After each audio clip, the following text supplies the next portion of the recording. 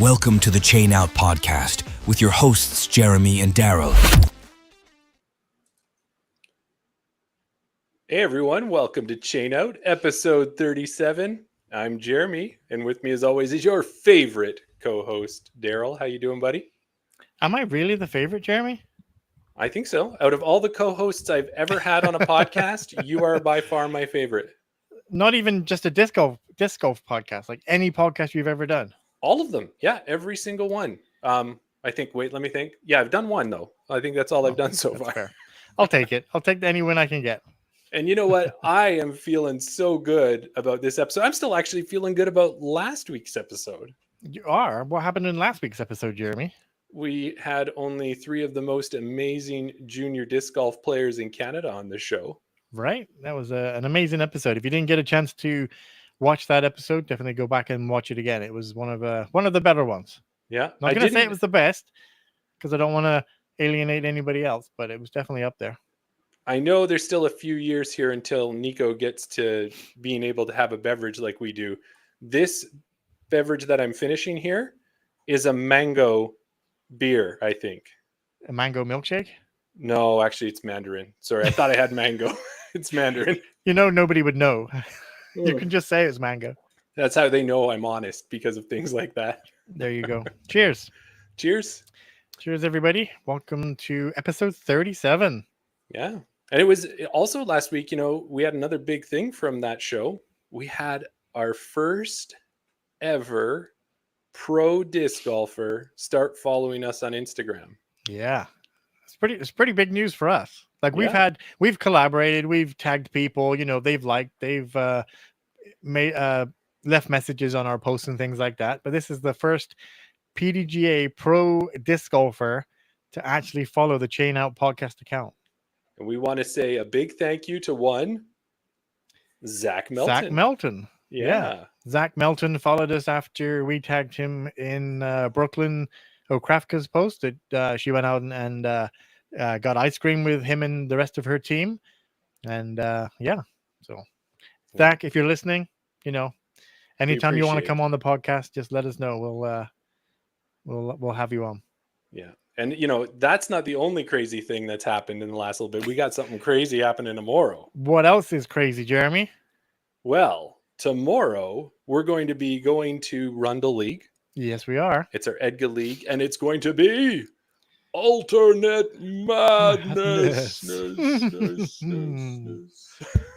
So what do we know about this, Daryl? This is our league night this week. Yeah. Tim Plamondon and his ever-growing wisdom decided that normally every week we have 2 alternate tee pads, which kind of changes up from playing the same.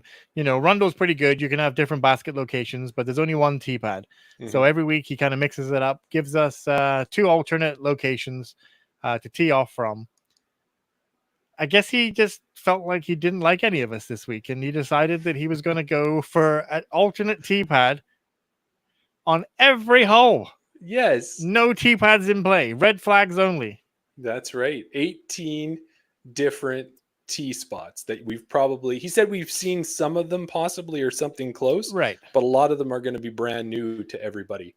So I don't know how my score is going to get any better this week if I'm playing off 18 brand new tee pads. Right.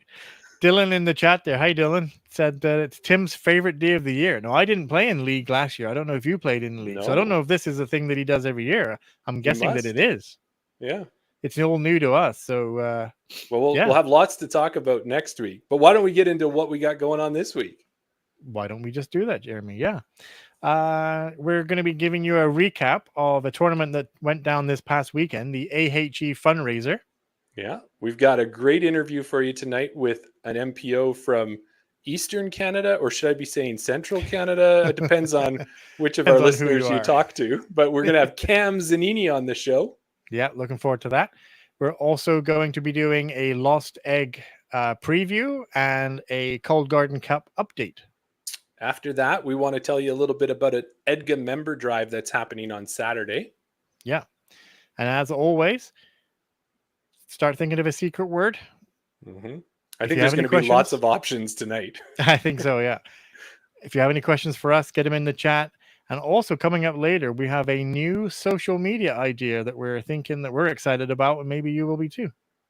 And of course, we'll cap everything off with what the Canadians are doing on the Disc Golf Pro Tour. Yeah. So, AHE tournament, Daryl. Yeah. It went this down past on weekend. Saturday. Yeah. Yeah. What did you think? This was your first one. Yeah. Didn't do it last year. First one this year. I was excited. You talked it up last year. You mentioned that a lot of the AHE staff came out and volunteered. Excuse me. Some alternate holes or alternate layouts with the forced OB and hazards and things like that. So if you've played Niska before, it's definitely a switch up from that. I enjoyed it. Yeah, I was going to say, I hyped it up. Did you think it lived up to the hype? Yeah, absolutely. Yeah, I liked it. It was a great tournament for a one-day tournament, 2 rounds in one day. Yeah. My first round, I played out of my skin, Jeremy. You did. It was, I couldn't believe it. I was going, what is going on that card over there? Yeah. I think maybe you had a lucky charm on your card is my thoughts, but there you go. Maybe that was it. Well, it couldn't have been because I had the same lucky charm on the second round and it didn't go so well. But round one, I was pushing near the top. I was 7th out of how many? 78? No, 78. 78 in total. But in our division there, I think there was like 41, 40 somewhat odd people, and I was 7th. So I was quite happy with that. How did your first round go, Jeremy? Oh, my first round, I think, let's put it this way. You finished with -1.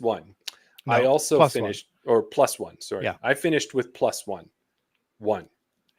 I had 2 ones. I had 2 of them. That's how good I did. That's how good you were, yeah. Yeah, but no, I had a good time with that. But that was the first time. A lot of times in tournaments, I'm usually on the chase card or the chase card. Right. You finished round 1 and you went on to the actual chase card. I was actually on the chase card +1. But yeah, let's talk about the course. So what do we have? New holes. Had 21 holes in total. Yeah. And with that, 5 of them were new. And I'm just seeing in the chat here that Sam's already mentioned in one of his favorites, and that was hole number 1, where they took hole number 1 and hole number 2, right? Yeah, we did the course review before. We've done the course review of Niska. Hole 1 is a kind of a straight down, it's in a wide open field, basically, straight down to the basket. You move across a little bit, straight back to basket 2. Mm-hmm. But hole 1 combined 1 and 2, making it a U-shaped hole. There's some lamp posts, some light poles in the middle separating the 2 fairways, and they acted as mandos. You had to go down around the final lamp post and then come back to hole basket 2. That's right. And it was actually a par 4 for us now. Yeah, and that was a fun hole. And then of course the island that they changed. It's normally hole number 3, but we changed it to a circle 1 island, and it was hole number 2. That was always fun.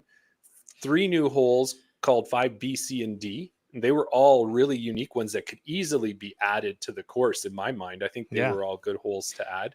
Everybody I spoke to wasn't even aware of that portion of the hospital layout, just because we don't ever go over that far. But yeah, they could definitely be incorporated into the regular round, or even some people were even saying that it could be like a little 9-hole pitch and putt, just like a smaller 9-hole, maybe beginner course over there as well. I mean, it's it's not as challenging as the rest of the course, I think. Maybe, I mean, obviously I'm not a course designer, so I wouldn't be able to see that, you could turn this into a hole, but it was kind of wide open in the middle, so you'd have to play around the outside to incorporate any trees and obstacles and things like that. But those 3 new holes were, I like them. Good job on Brock. Yeah, and then also too, the last new hole was 10B, so that's out towards where we talk about the driving range. It's kind of at the back area of that. And the neat thing about it was this year, Edga got themselves a big, huge visionary throwing net that we had out at Putting League. Shout out to Mike Carey. I think he's the one that has that. Yeah. Yeah. And then using Brock and Mike Carey's imagination and skills, they took the net out of it, put some flags on it so it was very visible in the middle of the field, and turned it into a triple mando that I managed to find once and miss once. So hey, I did the same thing. There you go. Yeah. Yeah, and we're not talking a triple mando just off the tee pad. It's not like Wally's Way, hole number 10 at Hermitage, where, just off the tee pad, you're faced with a double mando. Yeah. This was from the competitive layout. The mando was halfway to the basket. Yes. So you had to throw, maybe 100 feet to get through the triple mando. So you had to keep your shot low, plus in between the left and right. And then you opened up, and then you had a wide open throw to the basket. But yeah, as much as it might seem like a novelty hole or whatever, and in addition to the hole, like, I enjoyed it. Yeah, I thought it was a lot of fun, and I really enjoyed it. It leveled it up again this year for sure. And Yeah. speaking of leveling it up, from what I understood from Brock, is that more money was raised this year than last year. Yeah, that's which is always a good thing. So I think the hospital is more than happy with Edga's partnership with them on this course and putting these events together. So yeah, my second round wasn't so good. So I did fall down the leaderboard a little bit. But talking about the leaderboards, why don't we give a shout out? Yeah, I didn't think we were going to talk about that. I thought we were just going to leave it on the high note for you, not go to the. I'm getting real close here, almost to the deep dark voice. Let's give a shout out to the winners. So it was broken down into competitive and recreation, and then we had female, male, and mixed, divisions. So on the female competitive, Alison Bundes took down the win there. That's right. On the mixed competitive, it was looking like it was going to be Eric Hochhalter taking down the win, but he kind of, we all seem to have a trickier second round, but it ended up being Tristan Piska, friend of the show. On the mixed rec side, Andrew Mitchell took the win, and then on the female rec side, we've interviewed her at Tundra Toss. Jana Olsen took down the win there. So congrats to those winners. The other thing too, before we cap this off, because I want to get us moving along, is that there was a ton of cool discs that Brock had done with Innova. They've got the awesome Niska stamp in different types of foils. Like mine had a silver with stars on it. I got myself a Roadrunner. I got myself a Leopard 3. And you got I think, you came with an empty cart, it felt like, and you left with like carts or discs under your arms and a full cart. It wasn't that many. I left with 3. I bid on a disc and I won it in the auction. I also picked out this one, which I want to shout out. Look at that. Yeah. I like the iDye. Innova really does iDye discs really well. So that's my IT. I also did get a Leopard 3 as well, and I always get those two mixed up. But yeah. And then just quickly, just want to shout out the Brock also put on some competitions, some fun games at the lunch break as well. Yes. And I did the putting one. I got a few points, but didn't win it. But then there was like this really tight tunnel of trees, and it was who could get the longest, straightest shot. No, and I think our buddy Duncan Holness was looking pretty good there for a bit. Yeah. I mean, it looked like an impossible gap. Yeah. I mean, anybody that could throw straight down that gap must have been a good player. It must be the hero among men. Right. Oh, wait a minute. Yeah, I ended up winning that for some unbeknown reason. Cax. You had a perfect, and this was like not practice it as many times as you want. This was step up and throw it once. Step up, one throw. Did it. Cax straight down through the middle. I always say my Cax is my straightest disc. I got a bit of lucky with the ground play at the end. I slid past Duncan's disc, and then there wasn't too many more people that had a throw after me. So maybe I was lucky that I went kind of near the end. Yeah. Well, congratulations. And it just shows where your skill set is getting better and better. I know that was one shot, but you don't get that one shot if you're not improving, right? There you go. Yes, and I had the best noodle arm. Thank you, Brock, for pointing that out. But awesome. We should mention that Niska, the reason why it's a great course, you have to be an Edgar member to go there. Mm-hmm. It's worth signing up for your membership just to go out there and play that course. Then you get to go out and play this awesome tournament. Load of discs. Load of people showed up. 78 people showed up in the end. Yeah. Great time, great holes, a new layout, and we're raising money for the AHE as well. And I can't wait to see what they come up with for next year. So thanks to Brock, Mike, Tim, everybody who volunteered and was part of it, all the AHE staff that and volunteers that were there. Yeah, it was fantastic. We can't wait to be part of it again next year. There you go. Okay, Jeremy, I think it's about that time now. All right, let's get to it. This week's guest is an MPO from Niagara Falls, Ontario. Go ahead. If they're watching on YouTube, this is your warning. If they are watching, but I think we know that they're not watching. But if you are watching on YouTube, be ready. Be ready because we're bringing you in soon. I wonder if he has ever tried to throw a disc over the falls. Probably not, as only Uncle Rico could throw that far. I know that's reference lost in you, but there's somebody in the chat who gets it. Somebody will get it. A PDGA member since 2016, he has 135 PDGA events under his belt. He's currently third place in the Canadian Disc Golf Tour. His Instagram is a great follow, where he's always has a dash of humor in his posts. It's time to bring Cam Zanini onto the show. Good evening, hey, Cam. How are you doing? Good. How you guys doing? I'm excited to be here. And no, I've not tried to throw a disc over the falls yet, but I might try one day. Before I wrote that part about it, Cam, I took a look. And when you look at it, I think the falls is like 1,000 feet. So I don't even think Barella's throwing over the falls. That's why I figured Uncle Rico was the only chance. No, it's pretty far. Yeah. Yeah. So how are things going out in Niagara right now? Have you been getting a chance to play pretty often, doing some practicing? Yeah, trying to practice. It's been real hot and humid lately, so I'm like kind of like, I can do it tomorrow. I can do it the next day. But I just got done with league this afternoon. I was like, I probably should get out at some point, but it's just been real humid. So. And where do you play league at? Is what's the local course there? Fireman's Park is in Niagara Falls. It's in the north end of the falls. It's a newer course, maybe 5 years old or something. We alternate there in the St. Catharines course. Okay. And then we have a little 9-hole like ace place out in Niagara on the Lake. So we got a good variety, but we're missing that like big long like championship level course that one day maybe. But okay. Yeah.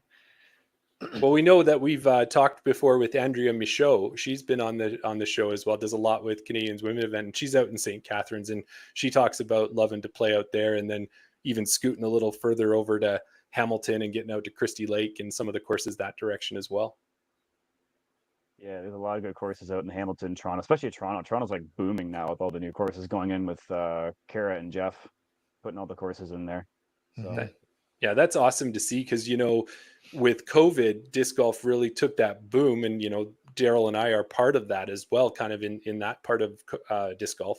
But then it seemed like it was slowing down a bit. But it's nice to see that a ton of courses are opening and that it's almost like it's taking just a dip and then hopefully we're going to boom again. Yeah, our even our open and like advanced scene has just like expanded tremendously since the COVID. Like every time I'm playing a tournament, I have like at least one like person that started during the pandemic, and I'm like, oh my god, you're that good already? Like I've been playing for 11 years and you're beating me half the time. Like, yeah, we're seeing that. Daryl was one of the pros that we talked to out west here is Sophia Donica, and just seeing what she's been able to do in such short time. Now I know she's got an athletic background to begin with, but yeah. Man, it's crazy to see how fast some of these new disc golfers are picking up the game. Oh, it's insane. Like with what YouTube has now, with all the videos you can watch, just like either forms or like tips or everything under the sun, you can learn like 9 times quicker than even 5 years ago or 6 years ago. Yeah.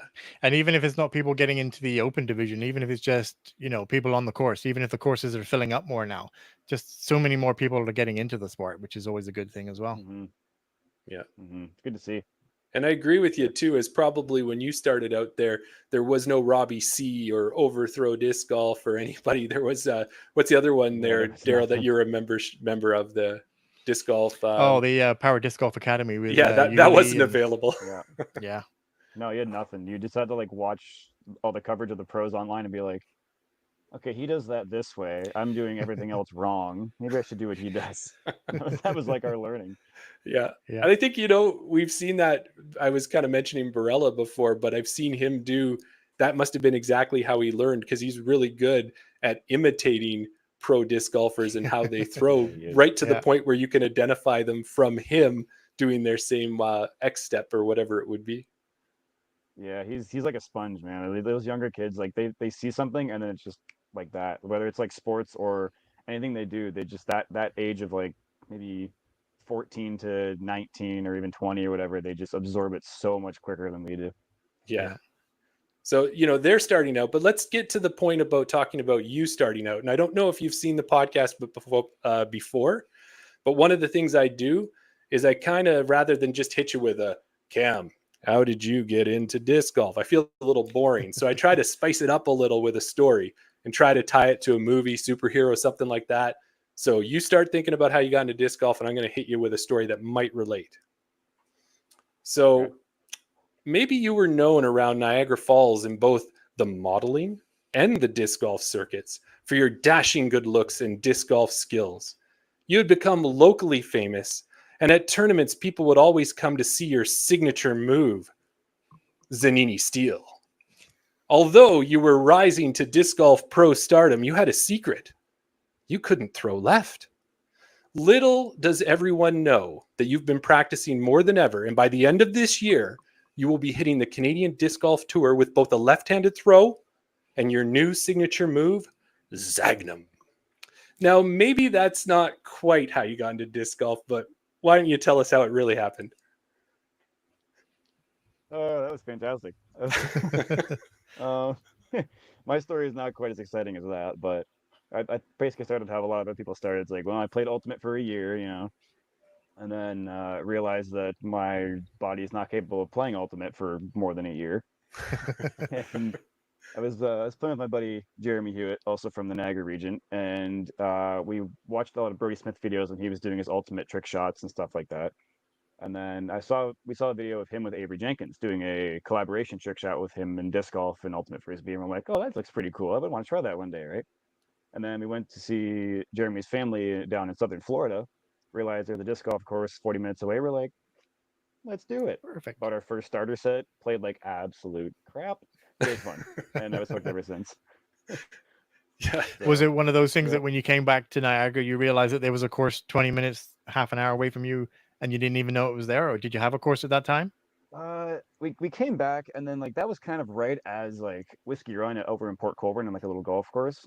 That was kind of right as that was put in, and we're like, okay, at least there's like something if we want to do it, like try or whatever. And like my first actual year, I think I played maybe like twice, just because I was like, it's fun to do like every so often, right? But it's just like I don't want to drive half an hour out of my way, like way down to Port Colborne to play or whatever. And then like the more I played, the more I was like, I kind of want this to be my job. I kind of like this a lot, so. Yeah. And the second year is really when I started playing a lot. So, and then it's just consumed me ever since. So that's cool. And with that, when you got that first set of discs, were you starting out with just like, was it an Innova starter set? Do you remember what you were throwing at the beginning? Yeah. Well, I was like Spike Heiser and those DX Leopards like no one's business. It was hilariously awful.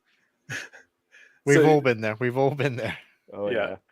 Well, and that's the thing. But did some of us are still there?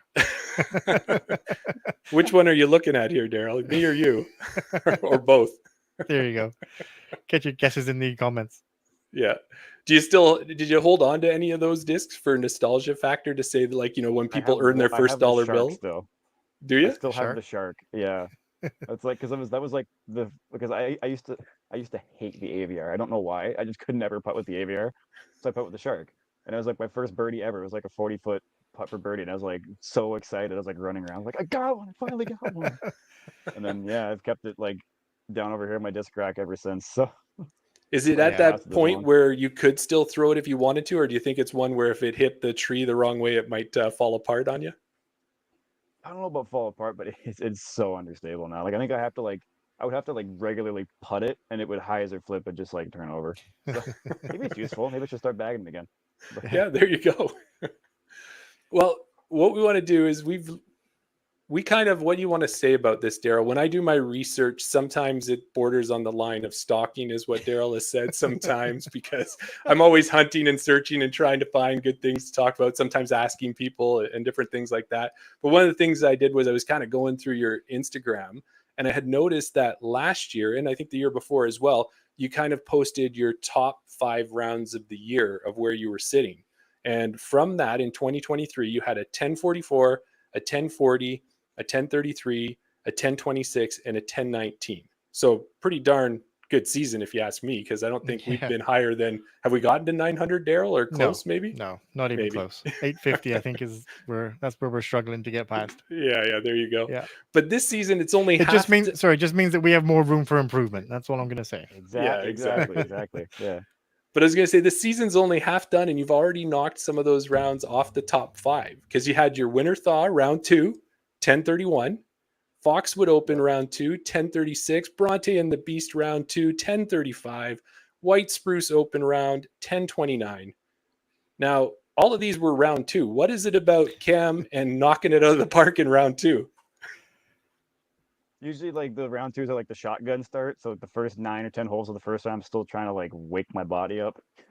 The same thing happened like this past weekend too. My first 9 holes, I was like, and then I'm like, okay, well, now I'm awake. Now I can actually do something. So I guess it's just that, and that's my excuse. All right, so that's to TDs who want to see a good performance out of Cam. Start the first round at noon. Is that where we're looking to do, or is that the? I wish I knew. I like the way you think, though. I can go with that. Yeah. So how have you been feeling about your game with these rounds? And that, are you like, being the fact that you're kind of already creeping up and you're doing some improvement, and we're not even, I guess we're about halfway through the season. Are you feeling like you're on an upward trend? Last like month and a half, 2 months, I haven't felt like completely fully confident in everything I'm doing. It's like I don't feel like connected with the disc sometimes, if that makes any sense.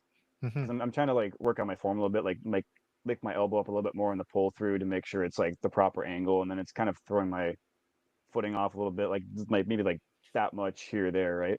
But I can notice it in my throws a little bit, so maybe I'm just kind of working on too many things at the same time. So lately I've been just like simplify it. Like my good friend Tanner from the Hamilton area, he told me like just start the front of the tee pad and take a certain amount of steps back to start your run up, and then figure out where you want to start from there. That way it's always the same thing on every single tee pad or every single run up. And I've been trying to do that a lot lately, and then it's helped me a little bit this past weekend as well. So still figuring that out, but overall I'm feeling pretty happy with like how my game has been this season. So when you're talking about form and form changes, is it something that you can identify, like, unless it's something like way out to lunch, but can you notice when your elbow is not in the right position, if it's an inch or two out, like you can feel that it's just out? Or is it the result of the disc flight that you realize, okay, that wasn't right? Kind of both, yeah. So it's my bad habit is I kind of get lazy sometimes with like my reach back, and when I reach back, my shoulder drops, then my elbow will drop. My hand will stay the same; it'll stay like this, but then my elbow will kind of drop like that. And then when I pull through, I'm pulling through almost like that a little bit, like not with the elbow leading. And I can feel that if I'm standing straight up and it just comes out on a hyzer, I know that okay, well my elbow is not correct and my hand is tilted down, or whatever like that. So I got to make sure I'm really keeping it up here, and then I'm focusing on that and not like the actual shot. And then my feet kind of get, like I said, get out of whack a little bit, and then I notice grip locking or early releasing just by like a little bit. So, well, the nice thing about that, Cam, is that as amateur golfers like Daryl and I, we can relate to that about 1,000%. There's always so much going through our head. So it's nice to know that even as you get to that pro level, there's still things to be worked on and improved. It's always that growth that's happening. So, but you'll never stop learning in this game. No, exactly. Yeah. Just when you think you've got it, then a young kid comes and throws further than you, and you keep on going. So another thing that I liked when I was doing my research, Daryl, was I was checking out your Instagram, and it's a great follow. I think you need to post a lot more, because all your posts have a lot of fun and good sense of humor in there. And I wanted to give you a little quick Instagram test there. Your first post was on August 19th, 2015. Your first reel that you posted, if you can believe that, 2015. Do you remember what you put out there? Daryl might be able to give you a little bit of a look that might help as a clue. I think I know. I think I have an idea. Okay, go for it. What do you think it was? Was it like a blind like selfie style trick shot kind of thing? It was the blind. It was the blind putt. But I think what really sold it was the putt. You weren't even looking. It went, and there you go. You got it. Yeah. Yeah. Funny thing is, I scrolled through that a couple like weeks ago, whatever, and I saw that, and I was like, oh my god, I am a baby in that. Like my face is so plain. Yeah. Jeez. Uh, Yeah, I but it remember that was video. That was fun. awesome. Yeah, like that's what I mean. Your sense of humor comes shining through in there. And then the other thing I had was your most viewed post has 24,000 views. Your most viewed reel. Do you remember which that one was? Yeah, that's like my Simon Line video or something like that. Yeah. Because I remember, because I'm like, I Exactly. don't like why is this one of all ones getting like all the Yeah. views when it's like the same as I normally post all the other time. But Yeah. maybe it's just like Algorithms the don't make algorithm or sense. something. Yeah, I Yeah. have no idea. Okay. If As you a crack follow, that code, right, like, Daryl? If Yeah. he cracks that code, you tell us. Yeah. yeah, literally.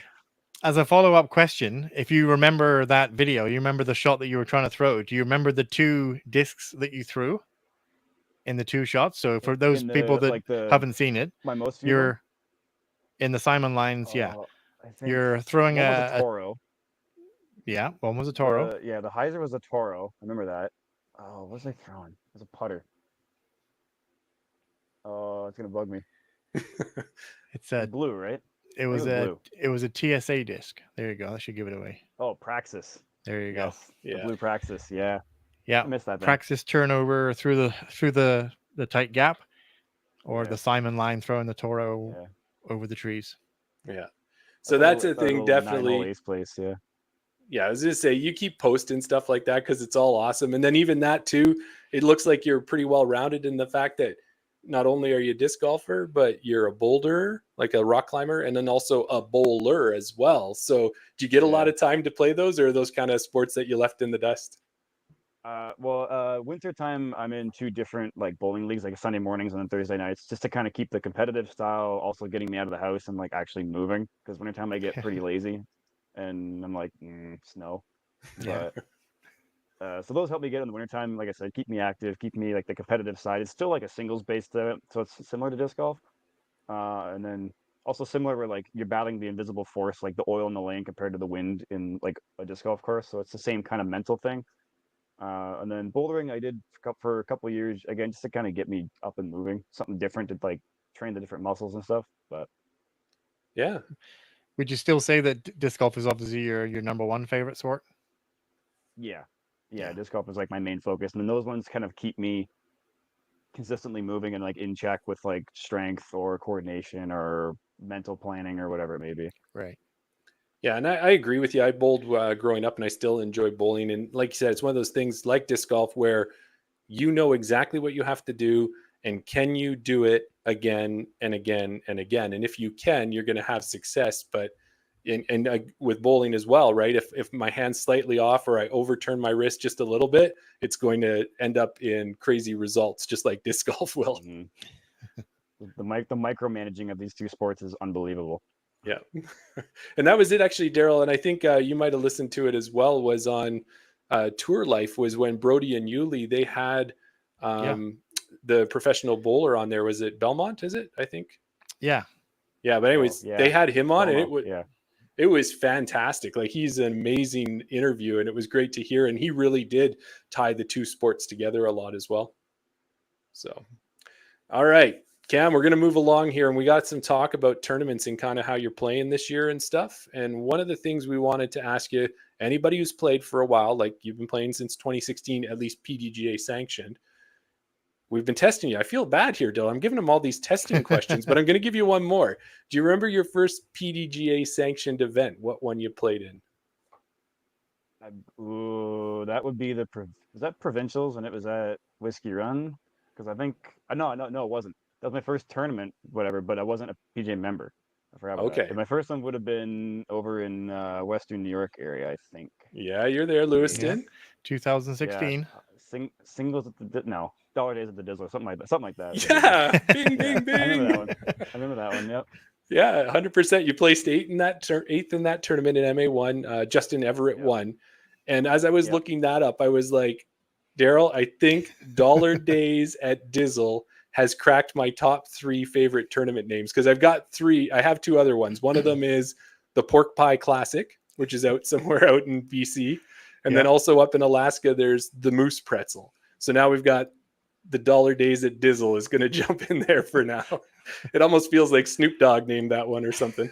Literally, yeah, because like the course's name is Joseph Davis, but all the locals call it the Dizzle. Like, because they had like the old Mach 3s, like the terrible baskets that wouldn't catch anything. So every time you get a spit out, you go, oh, you got dizzled.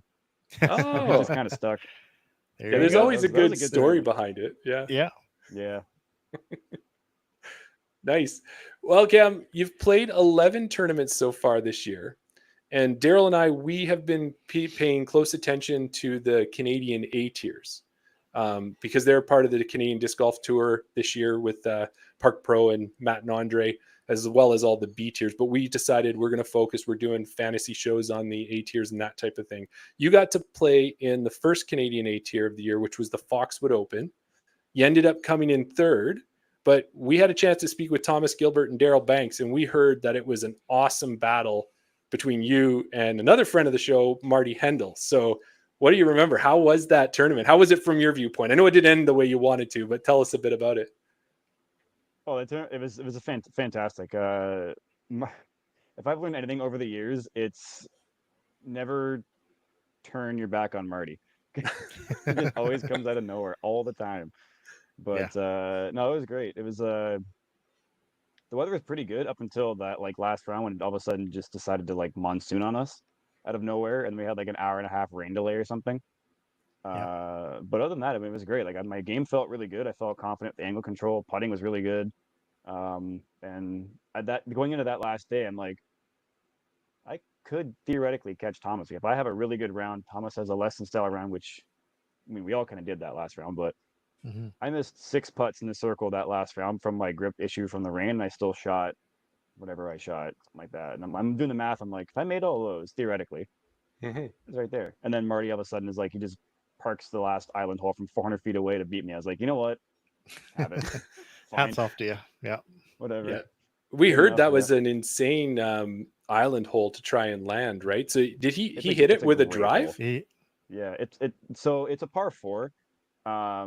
They use this kind of little inlet of like a grass where the flagpole and like a garden is, kind of where the cart paths are at Foxwood. Okay. They use that as like a little island green. So it's a pretty simple 4. You can kind of throw like a drive up the middle or to the left or whatever, lay up from like 300 feet and then have like 120 feet into the green. Or it's a very aggressive play for birdie. And I was just behind Marty going into that hole. I knew I was tied with him or whatever. And I'm 420 out. It's like 7:30 at night. I'm like, no, I'll lay up and make Marty do something. So I did, and then he ended up throwing a fantastic shot and just staying on that short left corner of the island, and then made the 25 foot or whatever. I was like, fair enough. Yeah. Hats off. You know, I made you do something and you did, so I can't complain. So yeah, no, that sounds awesome, and we can't wait. We've heard so many stories so far of the A tiers, and that's one of them. That once Park Pro releases that footage, trust me, it's going to blow up. You're going to have lots of comments, I think, coming your way after that for sure, and in good ways, in positive support, I'm sure. Hopefully, yeah. That last round was a little bit less than stellar from everybody, but no, well, Yeah, I blame the rain. It's not our fault.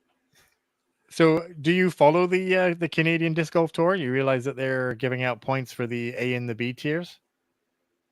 Yeah, I follow it a little bit. I don't pay like too much attention to like kind of big standings and leaderboards like that. I just kind of end up getting like confusing myself. But I do know that Right. like the Canadian Tour, whatever it may be, is like, it's just for me. It's like I'm only really playing in like Ontario because Ontario is so huge. Yeah. I can't just like drive a couple hours and be in another province. Like if I drive 3 hours, I'm not even close to anything. So Yeah. I mean, it's but I like watching all the coverage and stuff, like especially the stuff in like BC or wherever. And I wish I could get out there, but it's just such a long trek for me.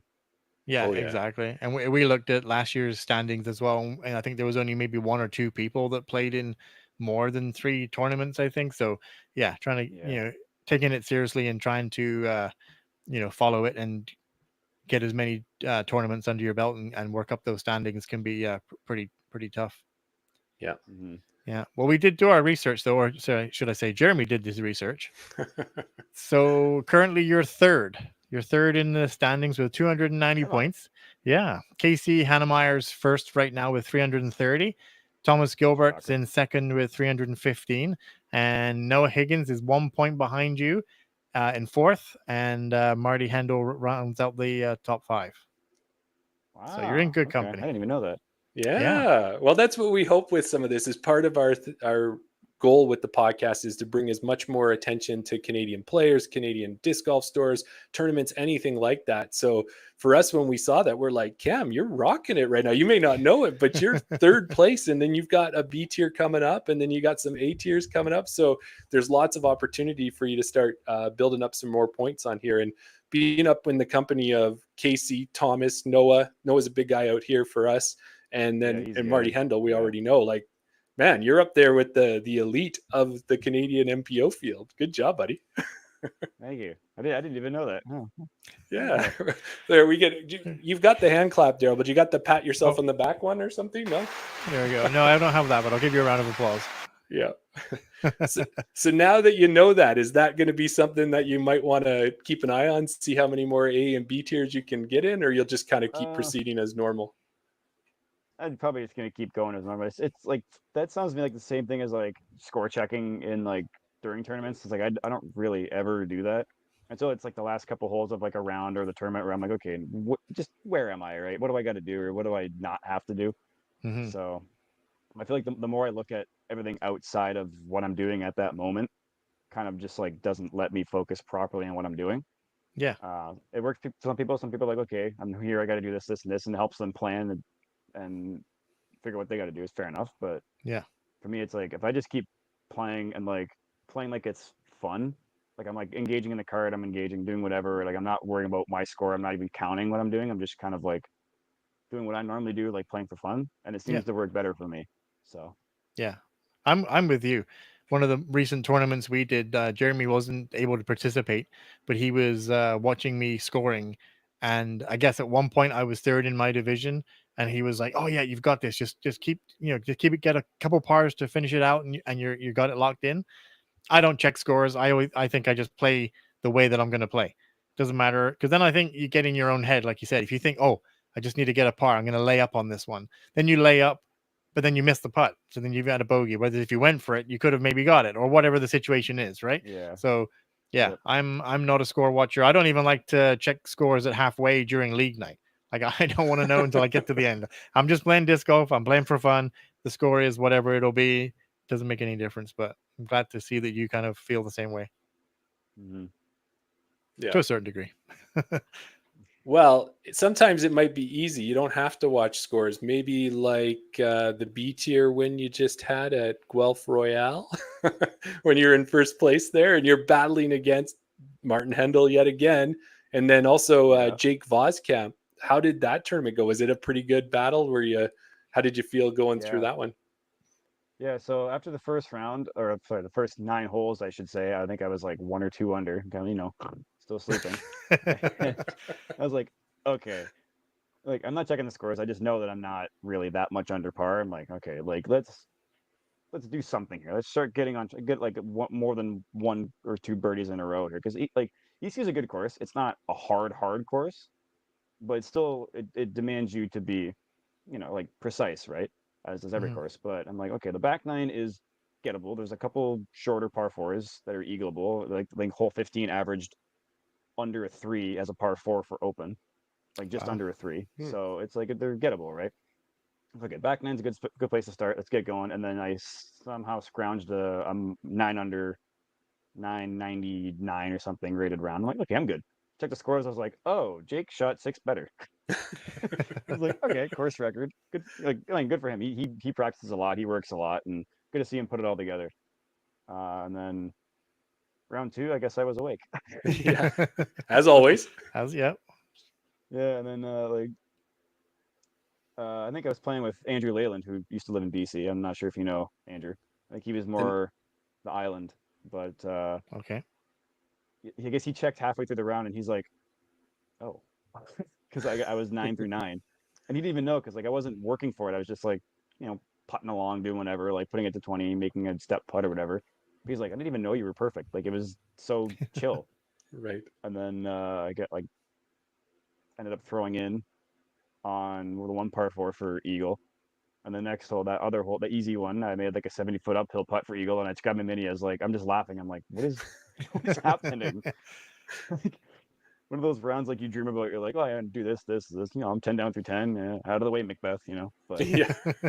it's just, I don't know. It just like everything kind of came together for one round. So and then round 3 was a good battle the whole way with Jakey at the beginning and then Marty again, shocker, coming up from behind. Yep. So yeah, it was overall it was a very good weekend, good battle all the way through. So Yeah. Well, that's awesome. And congrats on that. Cause it's just, again, just shows like we were talking about your high rated rounds that are happening this year and just tournaments like that.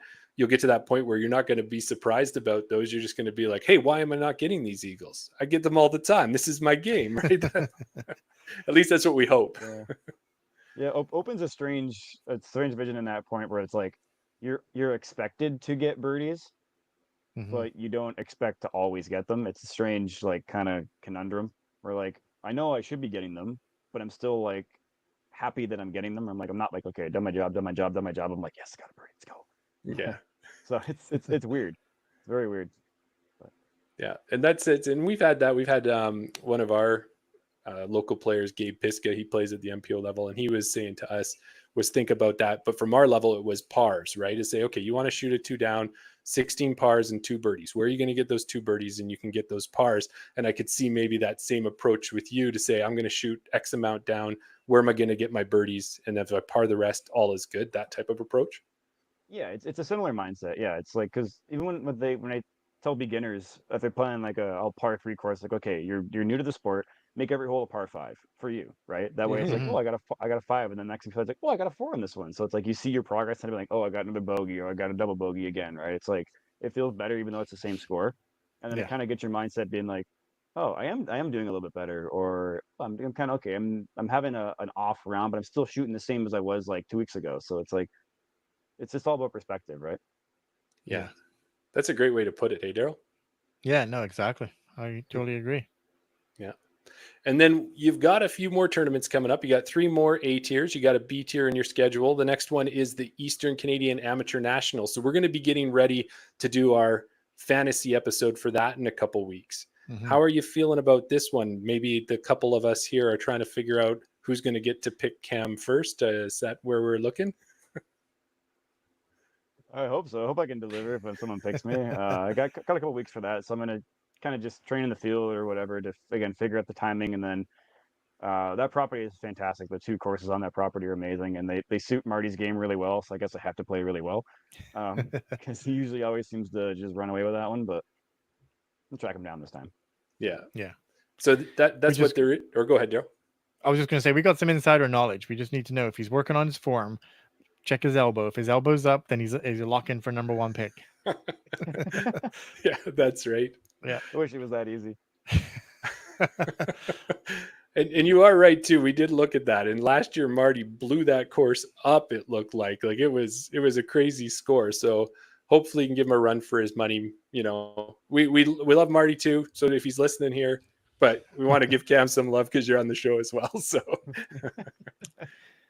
Well, you mentioned obviously we know you're in it and we know Marty's in it. Just for us on the fantasy podcast, obviously the way that our format works is we pick 3 MPO, 3 FPO players, and we do it by tournament, so it's not across Canada. But you're obviously in the area. You play with some of these players. Is there any you can just take your headphones off, Jeremy? Is there any sleeper picks that maybe some people that we should be looking out for? For the Eastern Canadian, I'm gonna say, I mean, as a grading based, probably, Calvin up there. Calvin Rodas is a very consistent player. Just he reminds me a lot of Heimberg, where he's just very even, just kind of goes through the motions, does what he does, and then all of a sudden he's like, oh wow, you just shot like fantastic. He kind of doesn't do anything crazy. He just gets it done, very consistent. Yeah. And also one guy from Quebec, Juju. He seems to always play good at that event too. So he's probably more of a sleeper than Calvin. But Juju definitely when he gets the momentum going, he's very, very good. So all right. Well, hopefully we do usually bring on a guest person as well who does the picks for our guests and our listeners. And we're not going to let them know about that information, right, Daryl? We're going to keep that to ourselves. Yeah. But the other thing that we should mention as well, when we do our fantasy picks on a separate separate show, but then when we come back on the Wednesday and do our regular chain out podcast that we're doing now, we like to get the TD and the MPO and the FPO winner. So you never know, we might be talking to you again a little bit later on, Cam. Yeah, you might be Hopefully, doing almost fingers back-to-back episodes. Who knows? Yeah. Yeah, man, here's hoping, you know. Yeah. Well, the last thing I kind of wanted to talk about kind of with your game and stuff that's going on, which was cool to see, was back in April to June of 2022, you hit the magical player rating that is 1,000 plus, 4 digits, right? And we looked, and right now in Canada, there are only 9 MPO players rated, and you're at 1,000 plus. Again, sorry, only 9 players in Canada MPO rated 1,000 plus, and you're sitting at 997. You're right in that neighborhood. What do you think? Is August going to be the rating bump that's going to get you back up there? Be the number 10? Man, I hope so. It's been a while since I've had the 4-digit, and I've also been rated 999 the same amount of times as I've been 1,000 plus, and it's kind of a little annoying. So if I get 999 again in August, I think I just have to like make that my persona at this point, like Mr. 999 or something. 'Cause it's just comical. So I'm like, Yeah. please, PGA gods, please, Yeah. just one time, please. You know what? There's a great way to look at it. We could say the first half of the season, so whenever the season starts for you, till maybe June, that can be round 1. So now we're entering round 2. You're going to start waking up now, and then now you're going to it. There you go. I like it. Yeah. Yeah. Mm-hmm. Well, I know a great hockey player that wore 99. So if you're wearing 999, that's probably pretty good as well, right? Right? Yeah. But I think if you crack, I like the way you guys think. Yeah, I think if you crack the PDGA's rating system, it'd be almost the equivalent of cracking the Instagram algorithm anyways there, because it always seems that way. Sometimes, you're like, I played so well, I should be at it, like you should be bumped to 1,000, and then they hit you with a 999, right? Every time. I was gonna say it'd be one of those things that you and Kristen Tatar had in common for quite a while there, because I think she was running the same thing. I felt so bad for her, but I also felt that like a personal level is like, you got to be kidding me. Like you can't just give her the point. Like, yeah, exactly. Right. She's literally running away with pretty much every FPO tour series, whatever she's playing. Yeah. And you can't give her 1 point to make history. Like, come on, Yeah. Something's not right there. But yeah. Thankfully, it finally happened. What do I know? Yes. Well, and that's it. Thankfully, as you said, Daryl's like when you look at the standings now, and if you sort it, it's always Kristen, boom, 1,000. Everybody else is getting there, creeping up, but not quite there yet. So we hope that we get to see you after the August bump, second Tuesday of August. We see Cam at 1,000. I really hope so, man. I really do. Well, we've had some, I don't know, there's been some luck, or we like to think about that, about guests being on the podcast. We've had guests on the podcast and they go out and win their next tournament. We know it's not because of us. We like to pretend it is. So we're hoping the same kind of thing. You're on the podcast, bam, 1,000 rated. Here it comes. It's on its way. Hey, if it happens more than once, it can't be a coincidence, right? There you go. There you go. Yeah. It's just maybe it's just my copium from like past reading updates, or my professionalism as the athlete. It's never my fault. It's something else's at fault. Exactly. So I'll take your guys' good luck. Perfect. And we're happy to give it. So another thing too, I'm seeing a lot of so's tonight, Daryl. You could probably put together an edit of just so's, I think. So. Also, yeah. One of the things when we have a pro on like yourself is we like to tap into the professional mindset. As amateurs, we've got things that we're working on. And as you said, you had a lot of things running through your head. That's our constant way of life. It feels like, is there's 1,000 things going through our heads. So one of the things that you kind of mentioned on already is kind of staying steady through a tournament. And I was telling Daryl recently that I was playing in one of my tournaments, and I started out and I did about, 3, 4, 5 practice holes, felt really good. Throws are going exactly where they should. We did our fist bumps and everything. I was feeling pretty calm, or at least I thought I was. And then the disc isn't going any way the where it was in practice. Like, do you have any tips or anything of how to settle down, even when you feel like you are settled down, like how to keep that momentum going? I mean, it kind of all depends on how you're missing. Like I've noticed sometimes, like in tournaments, I seem to kind of grip lock a little bit because I'm not fully reaching back. I'm just like, okay, like I'm focused so much on the shot that I don't get into that kind of like think about the shot, and then as I'm on my run up, I'm like, okay, brain off, let the body know what it's to do what it knows how to do, and then I seem to kind of shorten everything.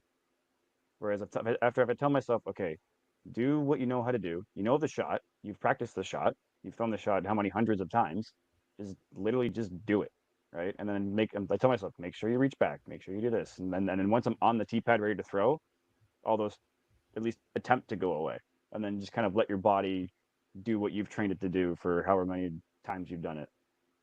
Yeah, that makes sense for sure.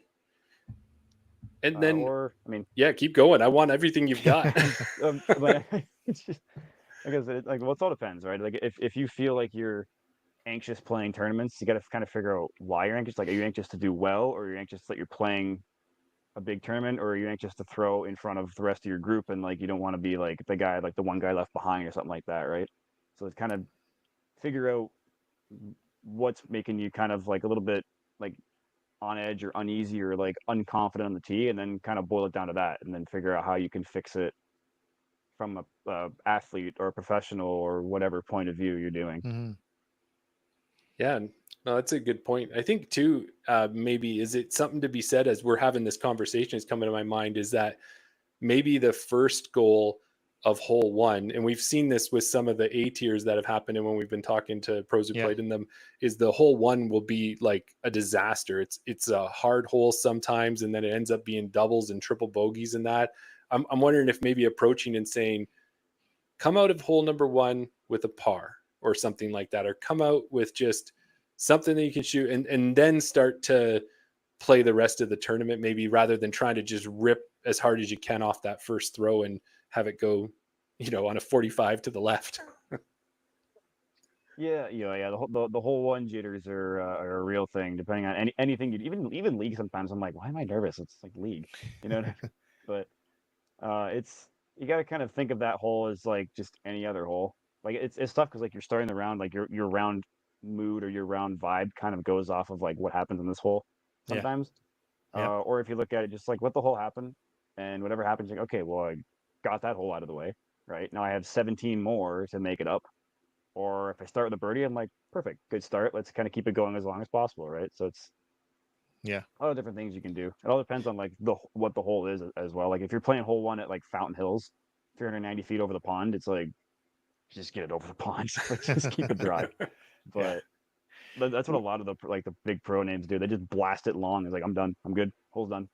Yeah. So even the big guys get nervous. So We like Jeremy was saying that we noticed that a lot of the A tiers that we follow, hole one, the scores tended to be a little bit higher. We were kind of going along the train of what is it with these course designers that are making hole one so tough? But then we spoke to somebody else and they said it's just where hole one ends up. It's not that they're making it hard. Then it comes down to those tournament jitters. We can kind of relate this and we get your kind of insight into the Foxwood Open. Hole one at Foxwood. Chantel, we had Thomas on there. They both said that it was a tough hole.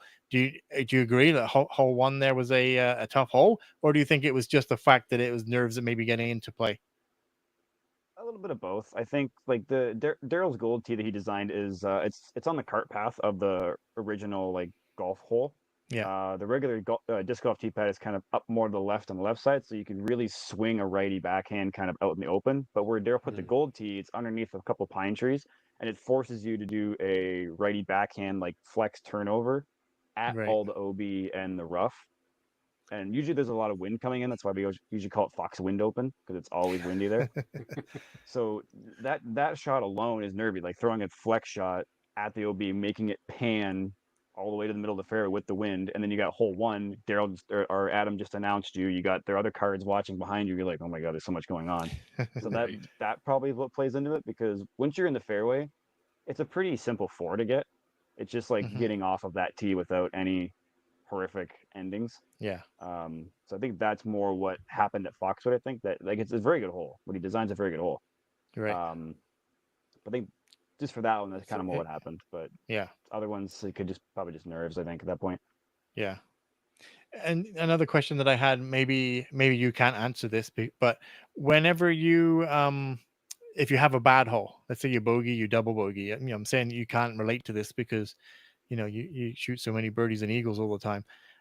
How do you bounce back on the next hole? Do you like? Is it a are you the type of person that can get into your mind and you can let it affect you for the next 2 or 3 holes, or are you able to kind of like draw a line underneath it? That hole's done. The next hole going forward, like you said before about getting hole 1 out of the way, you got 17 more to go, right? A couple years ago, like I used to kind of be annoyed at bogey, especially if it was like a stupid bogey, where you're like, Yeah. what are you doing? Like, come on, right? Like it's the easy upshot or like a short like doinked putt or just a horrendous drive. You're like, what are you doing, right? Hmm. But that would annoy me, especially because like I think it was like when I was newer to open, where like I know I have to shoot good, I know I have to get birdies, I know I can't like because like pars are fine in open, but like sometimes bogeys are just like depending Mm. on the course, right? But now I've kind of just like I've learned over the years and over like the hardships and the whatever, you're gonna get bogeys. Like everybody Yeah. get like look at the pros playing even over in Europe lately, like the amount of bogeys over on those courses, right? So it's all about managing the bogey, right? Like not making it a double or a triple or whatever, like just getting out of that hole with as little damage as possible, and Right. then thinking, okay, well, that's out of the way. What did I do wrong? If I didn't do anything wrong, it's like, well, I can't change anything, right? Whereas if Yeah. you get a bad shot, like, okay, I did this wrong. Okay, just make sure you don't do that the next time. And then any other hole, like, okay, I know this hole well. Like, here's an opportunity, right? Instead of Yeah. being like, oh, I have to birdie this, then it's putting pressure on yourself that you don't need. Mhm.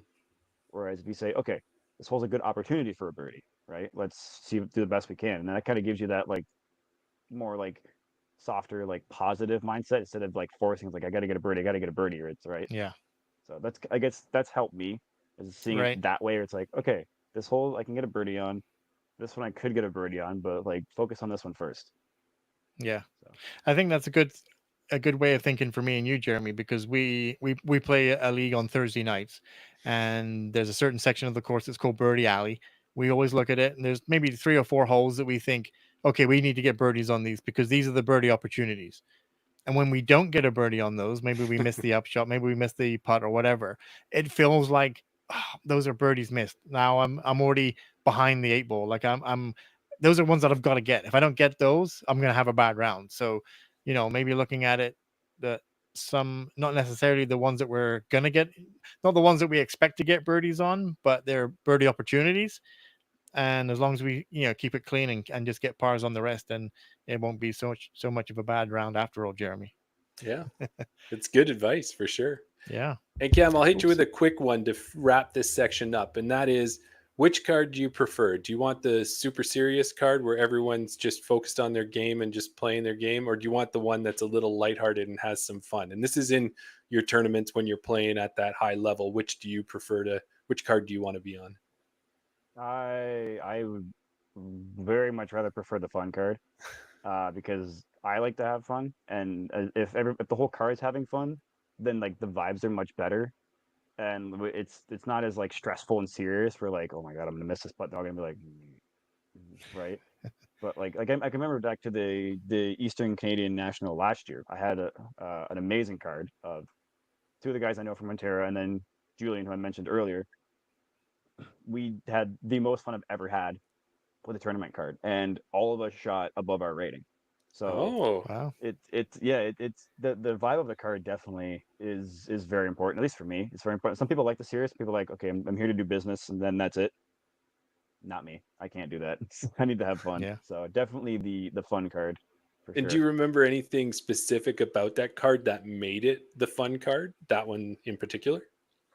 We we hyped each other up all the time. Like I was playing like Julian, good friend Adam Beatty from like I think he's one of Jake Voskamp's really good friends, and then Kalen Shat, who Okay. last year was leading nationals for a while, Yeah. right? Hmm. That was my card, and it was a fantastic card. And Kalen especially, he likes to hype everybody up. He's like everyone's hype man. Juju gets hyped, and then Adam just loves to have fun, and it was like it was the best hype card possible, and we all shot amazing. So all right, I love that. Awesome. That's a great tip as well. Hey, Daryl, I'm hyping you Yeah. up tomorrow, buddy. Yeah, I mean, we are like that anyway, right? We know our place in the leaderboard. We know that we're not we're not going to be shooting for the leader spot. So yeah, we're always bigging each other up, trying to be positive, never down on anyone on the card or ourselves or anything like that. So yeah, we can definitely take that away. Yeah. Before we move on to the next segment here, Jeremy, just wanted to give a shout out. We got Gabe Robinson in the chat, and he said he just sent us a picture for Cam. So I just want to share this right now. It's the best part about being live there, Cam. Yeah. He wanted to give you a shout out as Project 15. That's like my absolute favorite course in Ontario. Yeah. The it's beautiful. Project 15 Open 2024 MPO champion. Yeah. That's awesome. Yeah. So another win. Well, we've heard Gabe on a couple other podcasts, or on one other podcast, and we've had a little conversation with him, and he's told us, get out here, play my course. You're going to love it. I'll take you around. So if we get out to Ontario, we really got to get out and play his course for sure. He's correct. He has such a vision. Like, his property is phenomenal already. Like, he has such a vision to, like, with his, like, the Canadian Shield just kind of like popping out of the fairways, like the big giant boulders. Like, it's just such an aesthetically pleasing property. And you put a really phenomenal disc golf course on top of that. Yeah. I'm in. It's unbelievable. And he's one of the best hosts as well too. Like, he's a nice guy. He's always asking, like, if everyone's all right, if they need anything, or like if the course is looking good, or what could be improved. And I'm like, man, it's already perfect. Like, I don't know what else to tell you about improvements. It's already fantastic. And he keeps going. He never stops working, and it shows. Yeah, So, that's great. Awesome. Cool. Great job, Gabe. Well, rolling into this, Cam, you've got at least one sponsor. Why don't you tell us a little bit about who sponsors you to keep you playing at this high level? Yeah, I'm Upper Park Disc Golf has supported me for the last couple of years. I think it was 2022 was my first year with them, I believe. And then they were amazing. Like, they've been amazing ever since. Like, my one friend even asked me, if you weren't on the team, like, friend to friend, if you weren't on the team, would you still use a bag? And I was like, absolutely, I would. Like, the shift bag is like my favorite bag ever. And like, I have all three of them, and they're all incredibly comfortable. And they hold a lot of stuff. Like, for the size they are, they hold a lot of stuff. And yeah, they're fantastic. They're always for the customers. I've noticed. Like I said, they have their 98 or 99% satisfaction rate. And every time there might be a problem, like Martin, the owner, he's an amazing guy, and he would be like, "Yep, no problem. We'll send you a new one, no problem." So they're definitely an amazing company. Yeah. Well, that's good to hear. If somebody wanted to purchase an Upper Park disc golf bag, is there a code that they could use? Z15. Z15. There you go. They do know the shipping to Canada is horrendous with the customs and stuff, and they know that, and they're trying their hardest to make it as easy as possible. So like, around Canada, they have like the retailers that have gotten their bags in now to make it easier for people to use it. But if anybody in the US is looking to buy one, I highly recommend it. There you go. So, and on top of that, there's plenty of pros to use the codes as well. So, gotcha. Well, on top of that too, Cam, you did a great little reel there too. Someone was asking, do they tip over or not? And I think the same way people do a bottle flip with a water bottle, you did that with a bag, and sure enough, it stood up first try. It worked. Yeah. I mean, it didn't hold everything in, but it worked, right? Yeah, that's awesome. So yeah, that was fun to do. I like doing like little stupid things like that. So my Instagram is full of those videos. Yeah. Oh, speaking of Instagram, where can people find you? CamZ_81717 or whatever. Yeah, that thing. I there you go. Forget my Instagram handle. That one, and right there. Yeah, Daryl wants to ask you, but he just really wants to show that he's got it all queued and ready to go. There's not much I get to do on this podcast. I get to push buttons. So, Cam, do you have anybody else that you're sponsored with? I know you've had sponsors in and out over the years. Is there anyone else that you're working with right now? At the moment, no. I like to sponsor myself. I'm one of my best sponsors I've ever had. No, kidding. No, at the moment, just Upper Park. Yeah. So yeah. Awesome. Okay, well, that's cool. Well, Daryl, if you had one of those Upper Park bags, you could probably put a lot of things in it. And if you happen to be out on a vacation or something and you got stranded on an island, you'd probably have everything you need in that backpack, eh? You probably would, hey, Jeremy? I mean, you're so good at this. Now it's time for desert island discs. Picture this. You've taken a relaxing cruise, however the ship goes down. You manage to swim to an island. Unfortunately for you, there's an 18-hole disc golf course. Which 3 discs are you taking with you on the island? There you go. I don't think it needs an there's introduction so many. anymore, Jeremy. There it is. You've No. got 3 discs. You have a bag with you. You got 3 discs in there. Which 3 discs are you taking? So many to choose from. So many good plastic circles. Probably one of them for sure is going to be my soft tactic that I bought for $5 off of the used wall, and it is the best thing ever. I bought it already, like, I call it wavy because it's like the flight plate is like this, Yes. and it's like it's the straightest tactic ever. Like I can throw it on the highs or flip up to flat or whatever, but it's my favorite thing ever. It's Right. such a good one. Let me see anything else. Wow, there's so many. Probably my S-Line FD3, but it's a pre-Doombird FD3. So like when Simon had his like Oh. Lizotte disc golf stamp, Okay. it's one of those ones, and that is my first ever ace on it, and I wrote it right on the front with big Sharpie like a noob. So now it's like ingrained in the plastic. But that one, yeah, for sure. Those 2, and then, oh man, just for hilarity, let's bring my old DX Shark just for There comical. you go. Yes. Yeah, Just for sentimental nostalgia. value. Got it. Yeah. Yeah. If I'm stranded there, I gotta have like my nostalgia with me, right? That's Yeah. right. On top of that, too, Daryl, is having a shark there. You could throw it in the water, maybe scare away the other sharks or something like that, right? It could be the alpha shark. I don't know, something like Yeah. that when you're on the island. When you said for funsies, I thought you were gonna bring you a polecat because I looked at one of your Instagrams that you were trying to get an ace with a polecat as well. I looked at my disc golf rack and it crossed my mind. I looked at him like, Felix is still there. Yeah. Yeah. So, tactic, FD3 pre-Doomberg bird, and the old DX Shark. Yeah. Yeah. Sounds Yeah. like a pretty good set. She's still rocking somehow. Well, we've been talking. While we're speaking about discs, I just want to, Yeah. because I'm now curious. Do you bag any certain manufacturer? Are you are you bag heavily on one brand? Yeah, I'm kind of back with like on Discmania just because like it's what I've known for years, and it's easy for me to fall back into it because I know the numbers, like I know the plastic, I know all the discs or like the molds and stuff. It's just easier for me to gravitate to them naturally, like Innova or Discmania or whatever. But just like especially the new Discmania plastic, it feels really good in my hands personally. Yeah. And I think that gives me comfort and confidence to throw them really well, hopefully.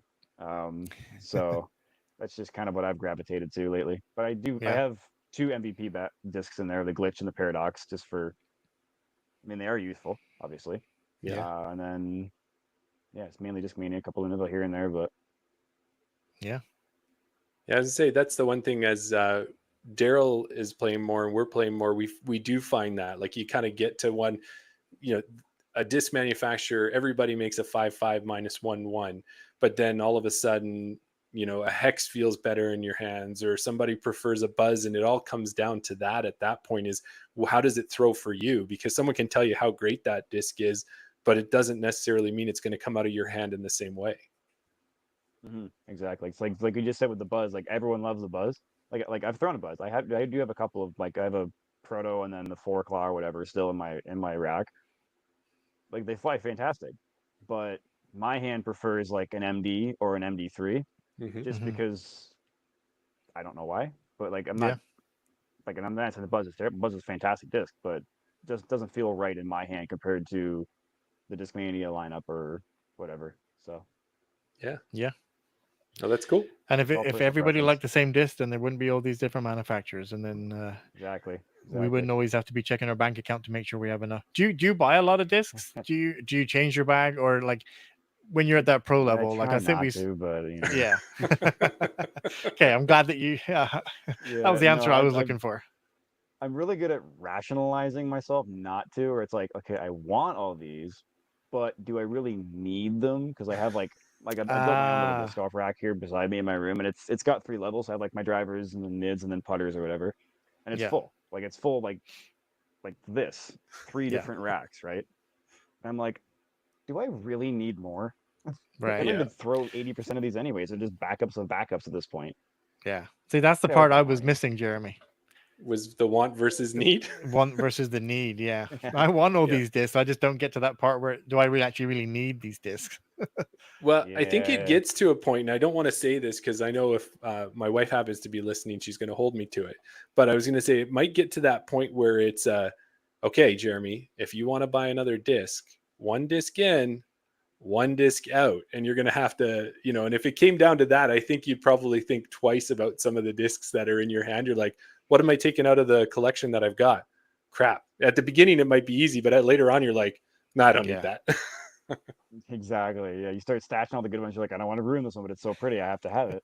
And then it just Yeah. sits there and you're like, oh, man, now I got to throw it, but it's so pretty. Exactly. So, Cam, we appreciate all the time that you've given us tonight. Before we let you go, we do want to give you a chance. Is there anybody else out there who's helping you out or supporting, or anyone you want to shout out? Anybody local, anything like that?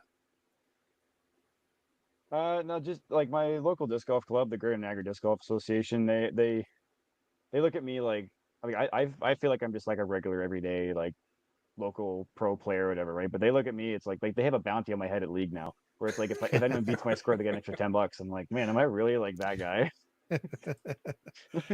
So they do a lot. Like they'll message me or they'll post on like our Facebook pages, like, hey, like Cam just did this or whatever, or like the golf tournament or whatever. Like they said, follow along for round 3, all this stuff. So they do a lot for in that aspect. So I have them to thank as well. You know, family, classic. My mom, dad. They're always like loving to see. Like my mom follows along every tournament just to see, and then if I play a bad round, she always texts me like, what happened now? All that After stuff. coffee, And wake then, up. yeah, literally. That was the golf tournament. So, and then my girlfriend lately, she's been like she came with me to London for the past couple one, and then she just likes to. She's having like seeing disc golf for the first time. She's like, I love this already. Like I love watching it and doing everything. So she's always there. She was following me for that event, so she's kind of like keeping my head in it. Yeah. I have her to thank as well. So. Well, that's awesome. And Yeah. with any of these people here, have you had any of them? Are you a person who would take a caddy if someone wants to? And has anyone been on your bag for you? I've had a few on my bag. I'm one of those players where like if I have someone carrying my bag, it's almost like kind of like throws me off. So I'm like I've noticed I have like that habit where I'll take my bag off and put it down a certain way, the same way every time. I may not realize it, but I'm always like, oh wow, like I put it down, turn it a certain way, so I'm like staring at it on my left side or whatever. And it's just like it's like a routine or whatever habit. So if I have somebody else carrying it, I don't know what to do with myself. Like now I just like literally just like walk, Yeah, So, exactly. but like I always like people like I'm always here for people following around. Like people want to follow a card, I'm all for it. Like I love like talking to people or like kind of keeping the vibe chill. But like having someone carry my bag as like that kind of caddy sometimes throws me off. But like a walking caddy, I have no problem with that. So Gotcha. Well, that's awesome. I think the last thing, Daryl, I want to leave it with before we let Cam know is I want to tell everybody in the Niagara area is that if you've got a DX Shark or you've got something along those lines, be sure to bring it to league or bring it to the next event. Cam will be happy to sign it for you. Sure, yeah, yeah, because I think here we go. I'm gonna tell you, Cam. I'm gonna say your trajectory is on the way up, and I think probably next time we talk to you, yeah, like you're on that way, and you're already there. But it's more people are gonna recognize that, as you said, you're getting local famous there in Niagara, and it's not gonna be long before across Canada everybody knows you. So, well, thank you. I appreciate the kind words, and thanks for having me. So it's been a pleasure. Problem. And you've been on the #1 podcast in Edmonton now, so yeah, I'm trending way upwards. It's there you go. Yeah, don't take any stock of the fact that we're the only Canadian disc golf podcast in Edmonton. That doesn't matter. We're still #1. Yeah. They don't have to know that. It's fine. Yeah, you know the fine print. It's all in the details. Great. Exactly. Awesome. Thanks for coming on. And hope you enjoy your evening, Cam. Thank you. Appreciate it. Okay. Awesome. All the best. Thanks. Daryl, are you gonna say it? What a guest, buddy. What a guest, hey? Yeah. I mean, I don't want to keep saying they get better and better, but like the insight into how to play and the mindset and just he sounds like somebody that I would want to have a round of golf with, like a super fun guy to have on a card. Yes. Yeah, that's the thing. I told you, like when I did my, let's keep putting the air quotes on there, research, that was I fell into a hole into his Instagram because of that, because he's got that personality and he's a great guy. And we'd started to see his name pop up on a lot of the tournaments that were out east. But other than that, we didn't know much about him. So again, just as much as this is for the listeners and for anybody who's watching, it's for us as well. Is that's just another great player that I've got my eyes on now, and I want to see what's next for Cam. Yeah, and then selfishly, let's shout out our fantasy podcast that we do. We've already picked him once for the Foxwood Open. I'm pretty sure we've only picked him once. Yeah, that was the one tournament that we had, but Eastern Canadian Amateur coming up. It's coming up, and then now if people follow our podcast, or even if they're following the A tiers, they're going to be looking for his name on the board. They're going to be seeing, round 1 didn't go so well, but hang in there. Round 2's coming. Yeah, exactly. Yeah. So awesome. What do we always say at this point, Daryl? Do you want to say it this time? No, you go ahead, because I don't know where we are. I've been looking in the chat. What we always say at this point is, if you like our guests, you like what we're doing, please do us a favor. Subscribe to YouTube, follow us on Instagram, like what we put out there, comment on it. If there's people that you want to see on the podcast, drop comments on theirs and say, hey, it'd be great to see you on Chain Out, that type of thing. All of it helps, and it just helps us bring you more and more of what we're already doing and hopefully leveling it up for you. There you go. I wholeheartedly agree, Jeremy. Oh, well, thank you, Daryl. I appreciate that. So at this point here, start thinking. I think there's more than enough options for a secret word. So start thinking of that. If you have any questions for us and you put them into the chat, we'll answer them hopefully here before the end of the episode. Yeah. But we talked about having some information about an EDGA membership drive that's happening on Saturday. And I think you've got the details on that. We did. Yeah. I was given this information, so don't blame me if I'm giving out anything, but I'm sure it's not something that's under wraps. I'm sure it's not a secret. But this weekend, EDGA is having a membership drive at Rundle Park. So if you're not an EDGA member, if you want an excuse, get down to Rundle this Saturday. They're going to be having some events going on. They're going to have a practice basket, I believe. They're going to be set up around hole 13. There's going to be somebody there. There's going to be an EDGA member on site from 8 to 8. So $20 gets you a membership tag. Not only is that enough as it is to support Edmonton Disc Golf Association to keep the courses the way that they... Sorry, I just got distracted. Not only do they keep the courses looking great and putting in new courses, that $20 alone is worth it just to go to Niska.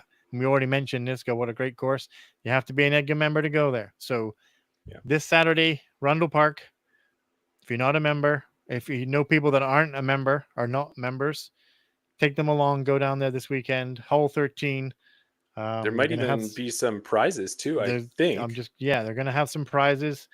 Brock's going to be there between 4 and 6. So go down and see Brock. They're going to have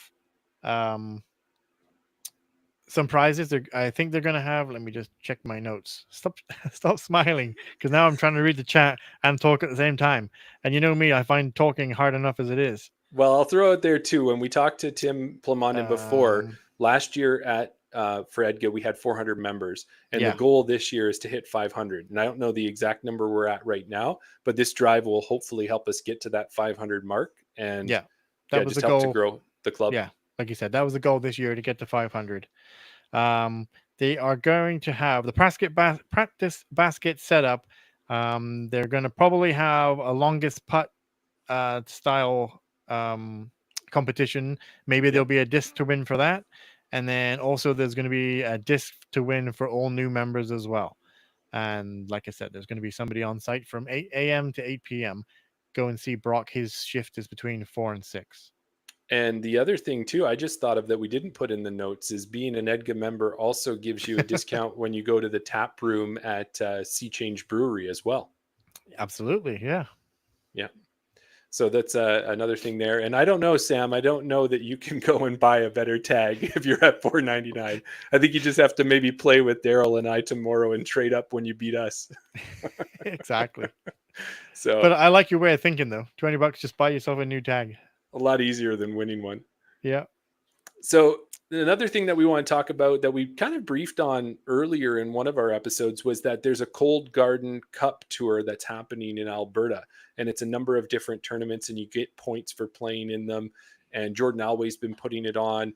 Cold Garden Beverage Company is part of it, and we haven't put a lot of focus on it. So I did talk to Jordan Alway, who is the organizer down in Calgary at the Limber Open.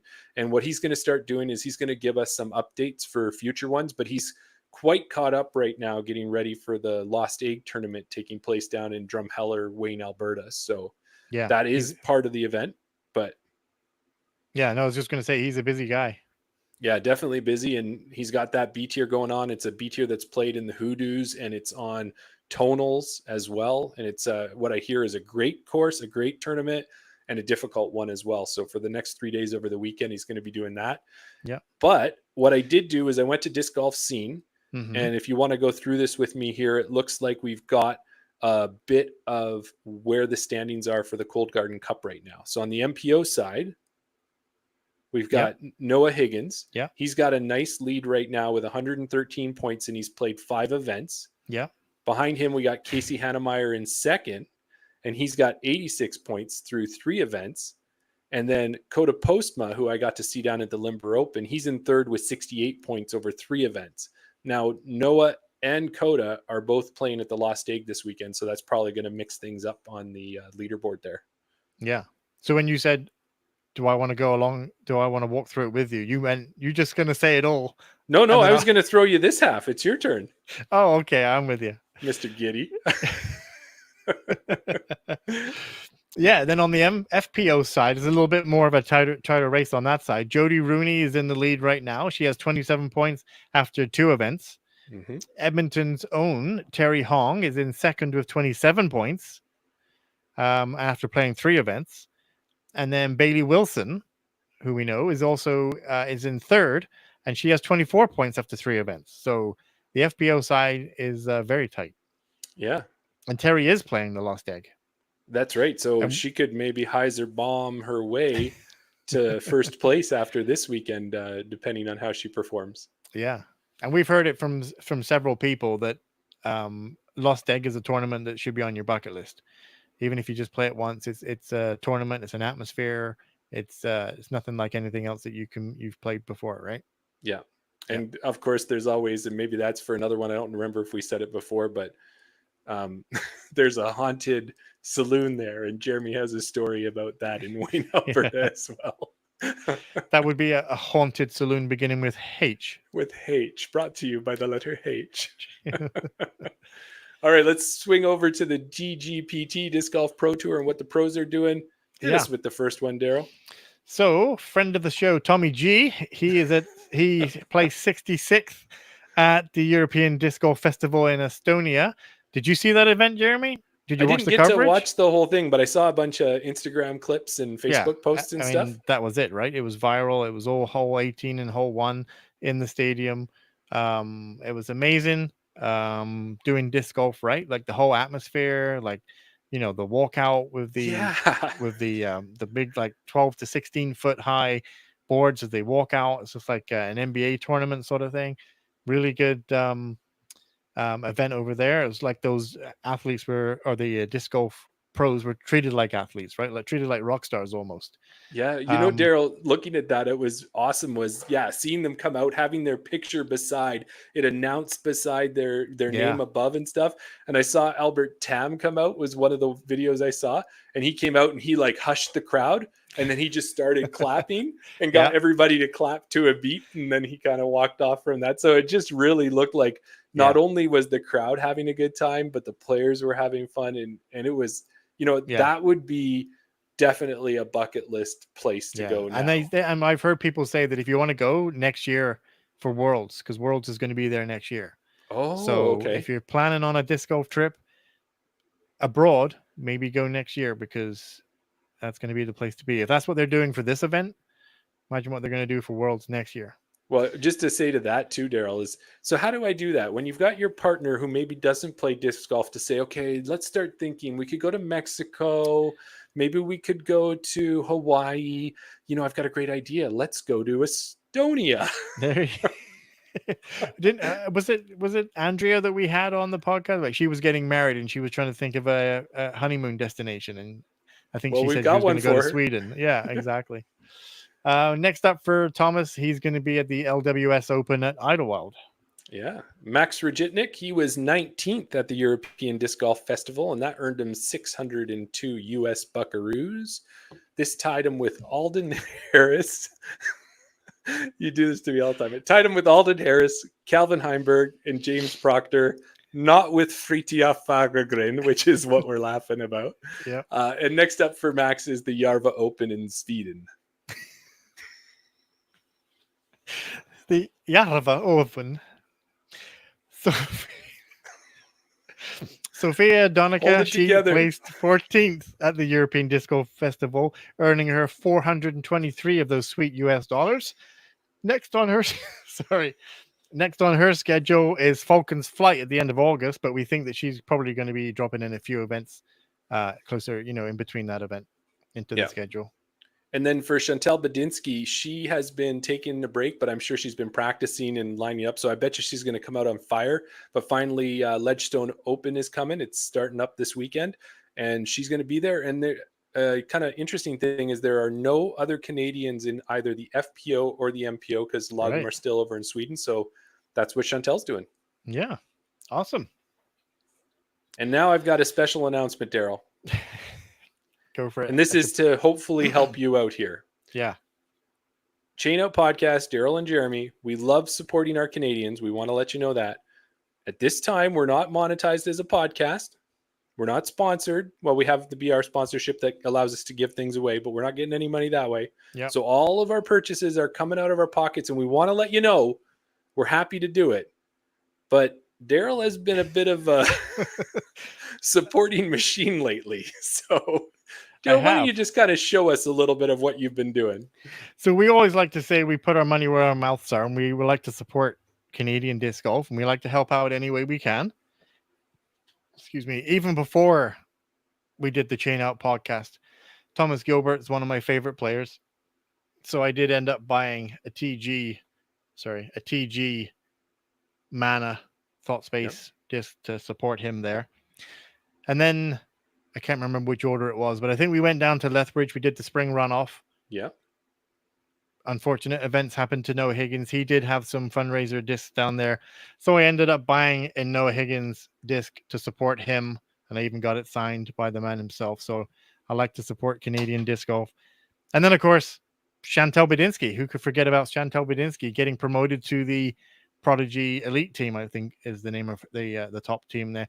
So she came out with a disc. So I did have to buy the Chantal Badinsky F7 just to support Chantal as well. And then if you paid attention to the last week's episode, or maybe it was 2 episodes ago,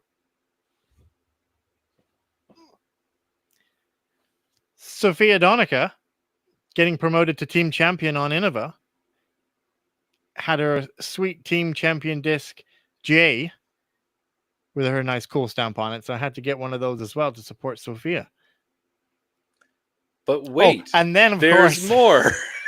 last week we talked to Rebecca Dawn, who we mentioned that she won the FJ18 down at the USWDGC, and she was kind of surprised that one of the owners of Innova, or the head of Innova in her division or whatever, came up to her and said, "Oh yeah, by the way, you're going to get a commemorative stamp on a disc as well." So they shipped her a whole bunch of discs for that as well. So I have a Toro on my way with the Rebecca Dawn disc golf stamp on it as well. So yeah. And then beyond that, we've chatted with Gabby Lee, and she has a couple of her bunny discs. She actually has 3 different molds that are out, and there's at least 1 or 2 of them with my name on it that are coming my way at Falcon's Flight. So the big thing we want to say, as we know, we support Canadian, but if you hear that we can't support one of the players, it's just because there's so much we wish we could. And on top of that, I think in both of our shopping carts, we have a Whiff Diff disc Team as well Canada. to support Team Canada. So Yeah. so we're trying to do that there, and we just want to put that out there. Does this come back to what Cam was saying about want versus need? Are these wants or these needs? Like we want to support Canadian disc golf, and I guess it's on the flip side of like Scott Stokely was saying about if you're going to buy a disc, buy it from BR, buy it from Wildman, buy it from your local retailer, because buying it from him doesn't support local disc golf, right? So Right. the fact that we want to help local Canadians, or maybe not even local, but we want to help Canadian pros, one way that we can do that to help out is by buying their discs, right? So if you buy their discs, it helps them on tour, and also you get a pretty cool stamp out of it as well. That's right. And on top of that, we're, as Daryl's saying, we're encouraging all of you guys too to get out there, buy some of those discs. You'll find that there is a disc that you like and that you love and that you already throw. So why not throw one with a Canadian pro stamp on it, or a Canadian player? You've got enough selection. Yeah, definitely. You'll find one that you like. That's right. And most times too, if you ask them, if you're buying directly from them, they'll be more than happy to sign them for you. But what they don't do is they don't just automatically sign them, because I think it was even with Sophia. She's like, well, I'll sign it if you want, but I'm not just going to automatically sign it. You have to, like, she just like, even though we're like, yeah, automatically sign it, why wouldn't I want that? But definitely support Canadian. That was really what this was about, right? Absolutely. Support Canadian. Yeah. Follow our lead. And then, Daryl, you had an amazing idea that you shared with me yesterday, and I think we should tell the listeners about it as well. Yeah. So I had an idea. It came to me while I was watching coverage. Something that we want to start trending and kind of building on, and it'll get bigger and bigger week by week. Have we decided on a day yet? Maybe next Monday. We're going with Monday then. Yeah. Okay. So what we want you to do, and if you're listening to this later on, that's fine. Get on your social media and upload. Everybody films themselves, right? Everyone films themselves because they're always trying to film themselves getting that trying sweet to get ace. an ace or something. Yeah. Or trying to film themselves, whatever it might be.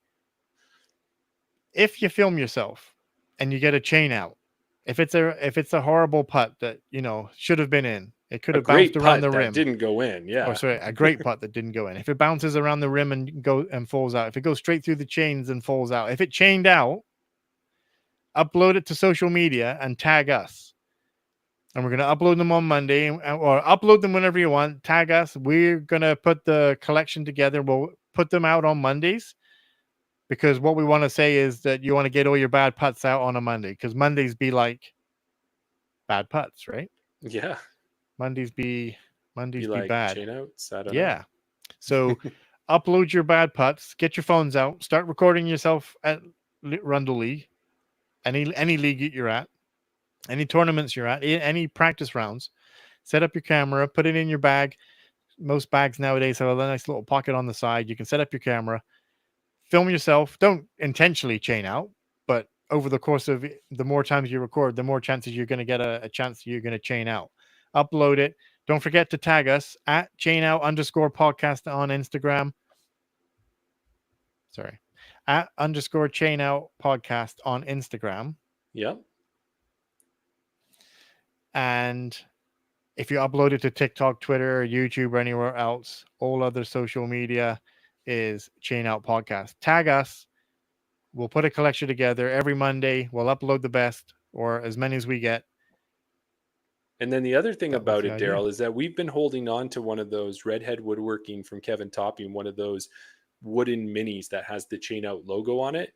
And we were talking about giving it away. We hadn't really decided how we were going to give it away. I think this is a great way to do it. So anybody who tags us in one of their chain outs, we will put those names into a draw. Okay. I wonder where you're going with that. Yeah. And then we will hand that out. So your chain out will earn you a chain out mini. Could earn you a chain out mini. Yeah. So I think we've said chain out enough times, but I think we probably got one more left in us, don't we? The chat went quiet, so I don't know if they think that's a good idea or if that's a bad idea. I don't know. Yeah, it might be the 20 seconds, but yeah. So I think we've already got a secret word. And that secret word is brought to you by the letter H. H. Thank you for that, Sam, and everybody else there who liked it. Just like Sesame Street. That's right. And I really wanted to, can I throw another one in there? Because I was really smitten with myself with coming up with Zagnum for H. Zagnum. Yeah, so try to get Zagnum and H into a comment, and we'd love that for sure. There you go. However you want to spell H. Yeah, just make it fun. We'll have fun with it. It'll be great. There you go. I don't see any questions in the chat for us. No, we must be like open books. We must tell everybody everything. I think we'll have to do one of those Ask Me Anything. That's where we'll get the questions. Yeah. Let us know in the comments. Do you want us to do another Ask Me Anything? Do you like it when we just sit down together and chat? Do you like having the guests on? Would you like to be in one of those Ask Me Anythings? We have the ability to pull you as a listener on, and you can even have your 5 seconds in the sun with us. Exactly. Yeah, we do. We have the ability to bring you on as well if you want to come on and ask a question. So we'll make that. Let's do it, Daryl. We'll schedule another Ask Me Anything in the future, maybe in the off season. We're so busy. Great off season one. Yeah. But I think everybody too, we'll just give a little bit of a teaser. Stay tuned. Next week, we're going to have a lot of information about a big tournament that's coming up. So we'll just leave it at that for you. So it's going to be another great show with a great guest. But really, you've got how many new discs, Daryl? And what are you going to do with those new discs? And which one are you going to throw? Well,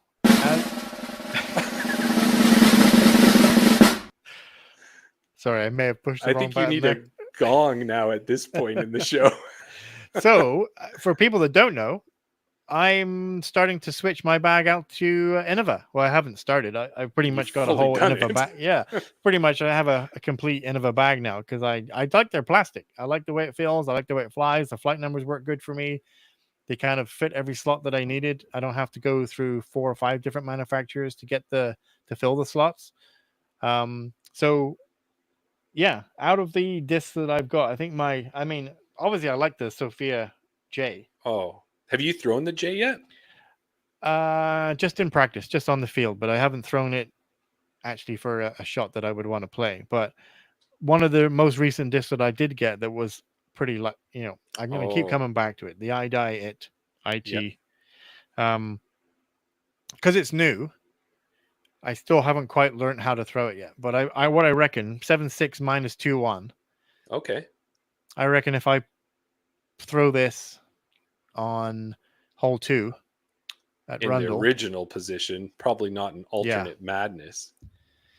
My Leopard 3s, I have 2 Leopard 3s, Sam. Sorry, now we're just doing a bit of disc show and tell now. I have a cool River City Leopard 3 from the River City Cup. Nice. Which is kind of understable for me. If I throw it, the number is 7.6 minus 2.1. If I throw it, it will turn over and it will stay on that turnover line. But then at the other tournament that I just did, I got this Color Glow. It's a nice pink disc with kind of like a reddish foil on it.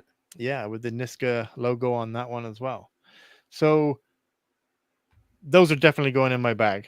But the whatever we're calling it, I'm going to throw it at hole 2 because it's pretty much a tunnel shot. You maybe want to go a little bit of a turn just to avoid the tree in the middle of the fairway, depending on where Tim puts us. Right. But I can see that disc going straight through the trees. It'll miss that guardian tree in the middle. It'll find the gap.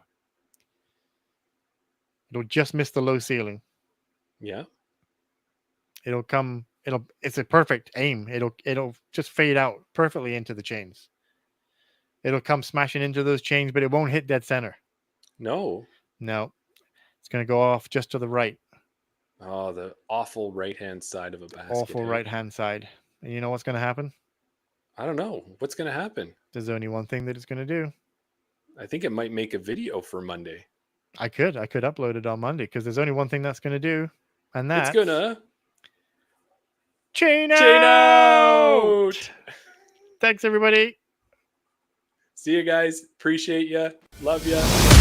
Bye-bye.